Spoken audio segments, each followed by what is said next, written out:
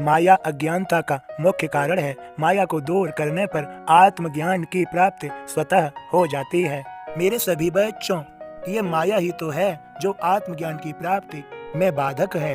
यह तरह तरह के सुख मनुष्य को दिखाती है, प्रतीत कराती है, और मनुष्य का चंचल मन भटकने लगता है, कहीं किसी सुख में तो फिर कहीं किसी सुख को प्राप्त करने के लिए बेचैन होता है, अर्थात अपनी शांति खोता है। विचारों के बीच उथल पुथल मच जाती है। मेरे बच्चों, तभी तो मैंने समझाया है, मन चंचल होता है, इसलिए अपनी बुद्धि के द्वार सदैव खुले रखो। जब बुद्धि के द्वार खुले रखोगे तभी समझ पाओगे सब कुछ।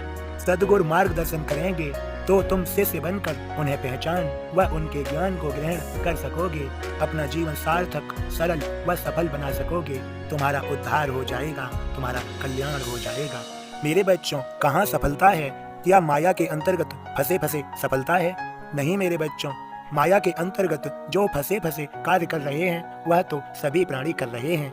हाँ, तुमने आविष्कार कर लिए क्योंकि तुम मनुष्य हो, लेकिन यह कार्य सभी प्राणी कर रहे हैं। यहाँ पर समझो, भोजन भय निद्रा में तुम प्राणी सभी करात, मानव जीवन व्यर्थ यदि परमेश्वर न पात। मेरे सभी बच्चों, मानव जीवन व्यर्थ है यदि परमेश्वर की प्राप्ति नहीं कर पा रहे। इसीलिए तो मेरे यह संदेश है, जो सरलता से आप सभी परमेश्वर को जान पाएं, समझ पाएं।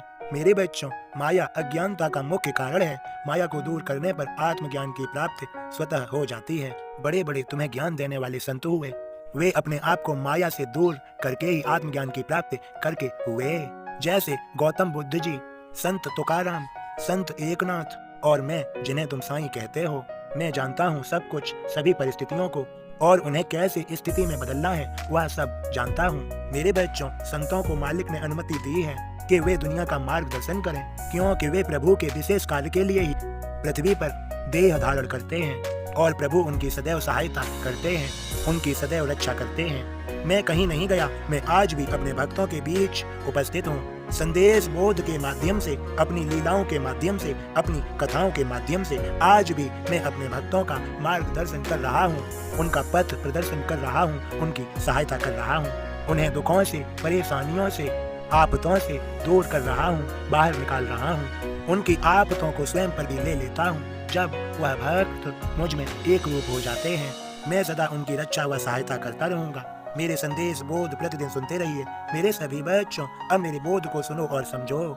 ओम साईं राम बाबा का बोध इस प्रकार है, इस धरती पर संत ही अर्थात साईं ही ईश्वर हैं। ध्यान सगुन का होए तब प्रगटे भक्ति भाव, प्रेम होय जब भक्ति में मन का फूल खिलाव। चरित्र साईं का 11वां पाठ लिखे हे माग, सगुन भक्ति की महिमाएं बतलाएं हे माग। सगुन हो या साकार तो निर्गुण नहीं आकार, भक्ति है तो ईश की चाहे दो प्रकार।